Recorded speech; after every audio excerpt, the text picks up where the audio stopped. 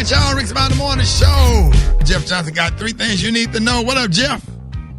My man, Rick, what's up, brother? I got 3 things for you, my friend. And you watched, I know, as many of us did, the 7-Eleven debate last night. Didn't it look like there was a 7-Eleven in the hood with all that glass between them? Oh, yeah. 7-Eleven debate. It was crazy.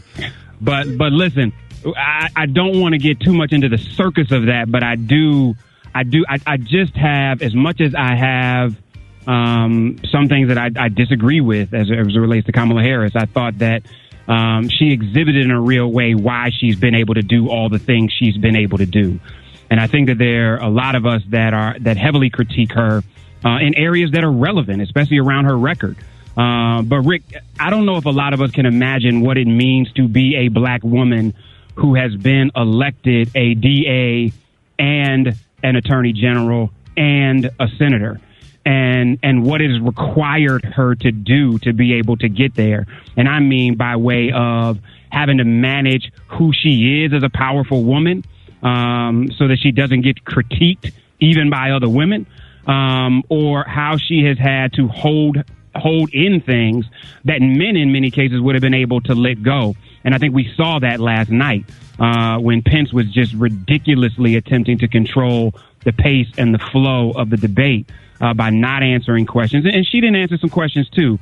But I think, often intentionally attempted to not answer clear questions around transfer of power, around how they're managing pre-existing condition and others. And so I don't know if last night's debate changed many people's opinions, but for me at least showed, I think, a level of strength in Kamala Harris that I appreciated, in lieu of the fact that she could potentially, if they win, be the next president of the United States.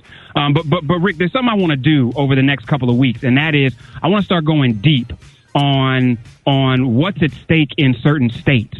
And so the first one is Florida. And if you don't live in Florida, we're going to get to you as we go through these weeks. Many of you know the registration deadline just passed on October 6th. Early voting starts on October 24th. And so if you are in Florida, early voting starts on October 24th, which means you have the ability to start turning in those ballots. You, of course, can mail in your ballots at any point in time, but there is early voting starting on October 24th for those of you that want to take advantage of early voting. Rick, there's some real stuff on the ballot in Florida that is not about the president of the United States. So you've got a Miami-Dade mayor's race. So all of my folks understand, a lot of people don't understand that Miami-Dade is more powerful and has more resources than actually the city of Miami. And so that Miami-Dade County mayoral race is huge for those of you that are there. Florida's 26th and 27th congressional districts are going to be voted on on this ballot. But there's something big, too. Broward County is going to be electing a sheriff.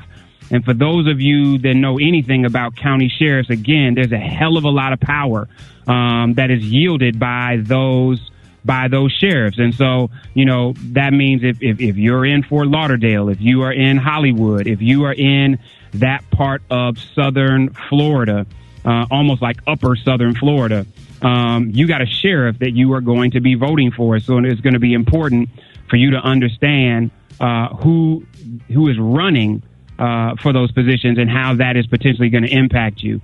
And then lastly, Rick, you got a Broward County School Board. And if there was no time that was important to know who's on your school board and what that's going to mean by not only way of curriculum, but the policies that are going to impact what school's going to look like moving forward. On the other end of this pandemic, you're going to want to make sure you know the nine seats in Broward County. We got to make sure you all are actively involved in who the new members of that school board is. And so, Rick, what I want to do is every Tuesday and Thursday, I'm going to go deep into at least one state so that we are not just talking about the presidential election, but we are talking about the other things that are at stake. Because in Florida, there's also a bunch of ballot initiatives and everything from increasing the minimum wage. You know what the minimum wage is in Florida right now, Rick? What? It's dumb. It's damn near nothing. It's like $8. Oh, wow. But they're saying that this ballot initiative would move it to $15 by 2026. Right. And so, again, that's on the ballot. And so I don't care what you think about President of the United States. I want you to vote for everything on the ballot. But if you so irritated and pissed off that you turned off by that, you can't be turned off by the fact that if you're in Florida, you can determine what the minimum wage is going to be, how there's constitutional, that they're changing the way the primary works.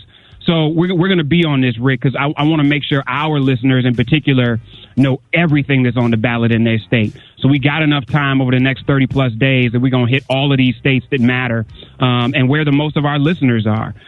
So you all go to Ballotpedia to find out what's currently on your ballot. Hit me at Jeff's Nation if you have any questions. But we're going to be a source for you to get real information on what's at stake beyond the president, even as we navigate all this damn noise in this political cycle. So those are three things I got, Rick. Again, y'all can hit me at Jeff's Nation on all social media. Love you, brother. And I'm going to talk to y'all on next week. Hey, man, I appreciate you, Jeff.